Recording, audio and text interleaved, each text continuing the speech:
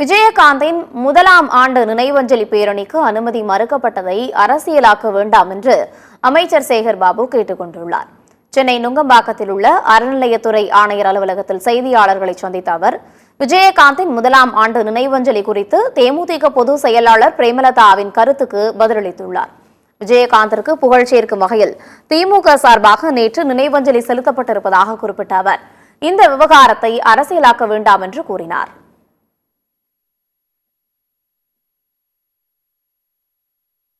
ஒரு சில சூழ்நிலைகளில் சட்டம் ஒழுங்கு பாதுகாக்க வேண்டிய பொறுப்பு அரசுக்கு இருக்கின்றது.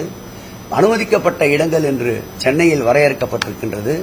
இருந்தாலும் எதற்கும் எந்தவிதமான ஊனமும் குந்தமும் வந்துவிடாமல் அவர்களும் மகிழ்ச்சி அடைகின்ற வகையில் தான் நேற்றைக்கு அந்த பேரணி நடந்திருக்கின்றது.